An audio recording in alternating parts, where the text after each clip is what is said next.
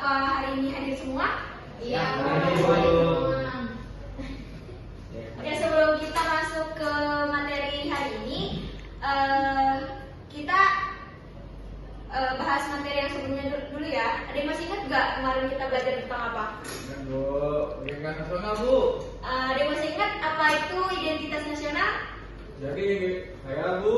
Oke, Ilham silakan. Jadi identitas nasional itu kayak dia itu ciri khasnya sama jati diri dari suatu bangsa itu sendiri, Bu. Oke, identitas nasional adalah ciri khas atau jati diri bangsa.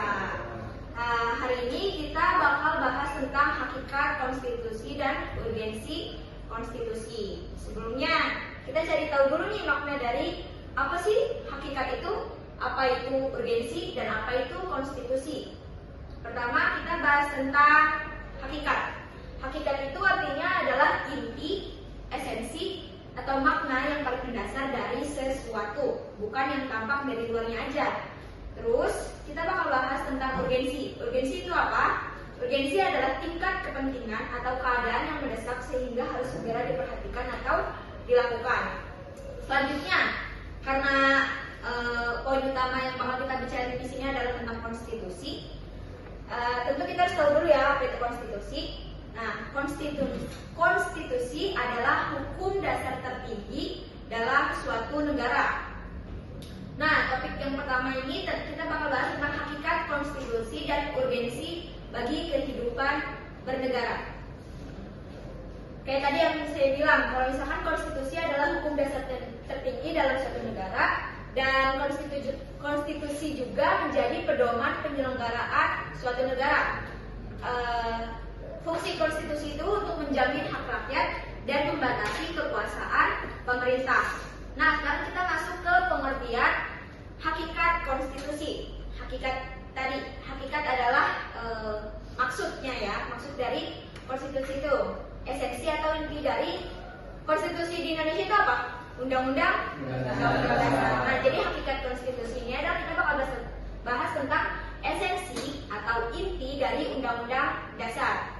Nah, undang-undang dasar itu berfungsi untuk yang pertama, menjamin hak asasi manusia atau HAM. Yang kedua, menetapkan susunan ketatanegaraan. Jadi kayak presiden, DPR, MPR itu semuanya berlandaskan dari undang-undang dasar atau konstitusi negara kita sendiri. Yang ketiga, fungsinya adalah untuk membatasi kekuasaan agar tidak sewenang-wenang.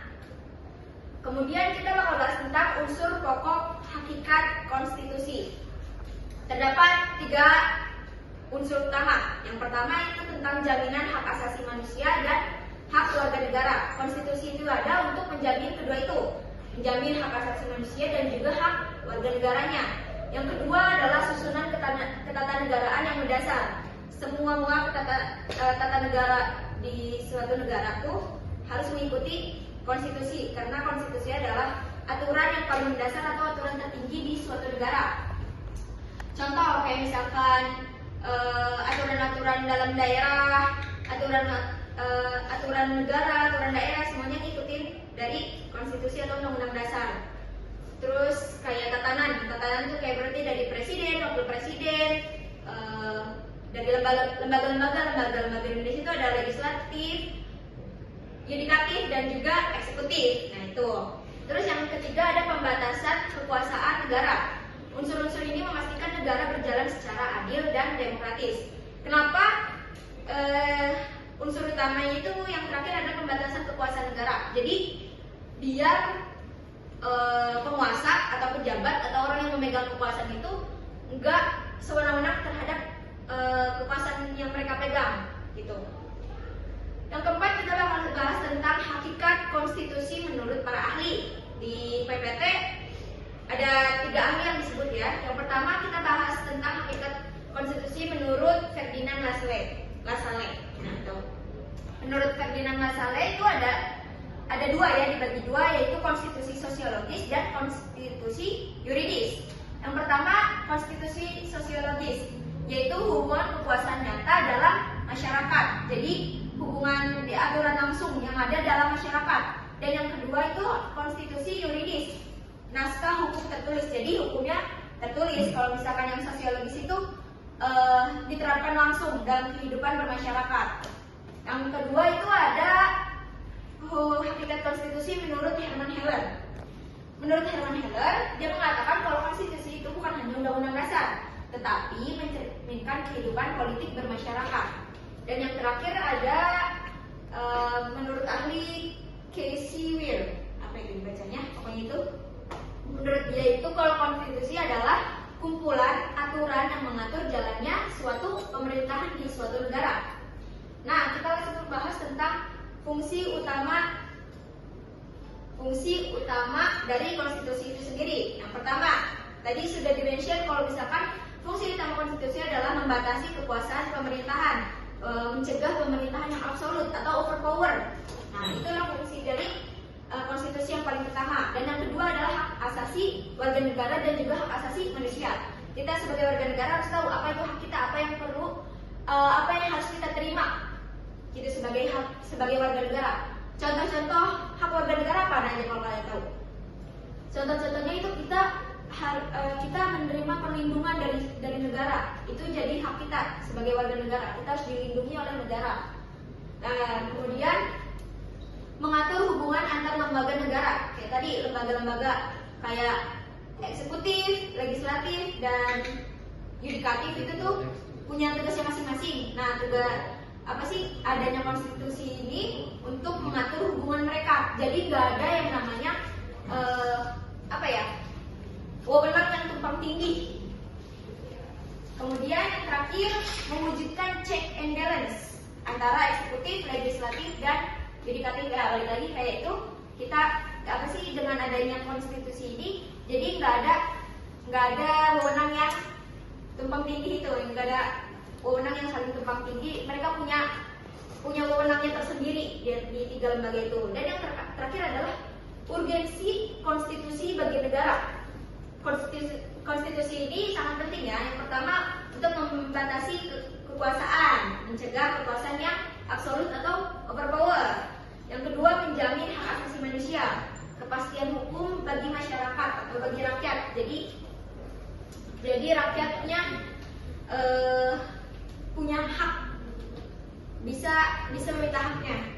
Kemudian konstitusi juga sebagai sumber hukum tertinggi atau batu uji semua peraturan. Jadi semua aturan yang ada di negara harus mengikuti si konstitusi ini, yaitu undang-undang dasar yang kita punya. Setiap peraturan yang dibikin harus diuji coba dulu sesuai atau enggak nih dengan konstitusi yang ada di suatu negara itu. Kemudian yang keempat adalah sebagai identitas dan cita-cita bangsa, yaitu sebagai pemersatu bangsa dan penentu tujuan negara. Kenapa bisa dibilang konstitusi ini sebagai identitas dan cita-cita bangsa? Kita semua tahu kalau misalkan di dalam undang-undang dasar ada di situ dimention dalam pembukaan, yaitu tujuan atau cita-cita bangsa kita adalah memajukan kesejahteraan dan kecerdasan bangsa. Itu adalah sebagai identitas dan cita-cita bangsa Indonesia yang tertulis dalam Undang-Undang Dasar 1945. Nah, kita masuk di session terakhir, yaitu tentang ini adalah kesimpulannya. Jadi dari yang tadi sudah saya paparkan, kesimpulan yang bisa kita dapat adalah yang pertama, konstitusi adalah kesepakatan luhur atau sosial kontrak antara rakyat dan negara. Dan konstitusi menjadi kompas negara dalam menjalankan kekuasaan. Menjadi kompas negara itu adalah menjadi arah tujuan negara, penunjuk arah suatu negara. Kemudian kalau misalkan ada konstitusi, apa aja sih yang terjadi? Kalau nggak ada konstitusi yang akan terjadi adalah kekuasaan mudah disalahgunakan. Kemudian hak rakyat atau hak warga negara bisa terabaikan. Kemudian yang terakhir adalah negara akan cenderung menjadi otoriter, kayak gitu. Dan yang terakhir, konstitusi adalah syarat utama negara hukum yang demokratis seperti Indonesia, negara yang kita tempati saat ini. Indonesia adalah negara yang demokratis ya. Jadi Indonesia memiliki Undang-Undang 1945 sebagai syarat utama negara hukum. Kemudian sekian dari saya. Terima kasih atas perhatiannya. Wabillahi taufiq wal hidayah. Wassalamualaikum warahmatullahi wabarakatuh.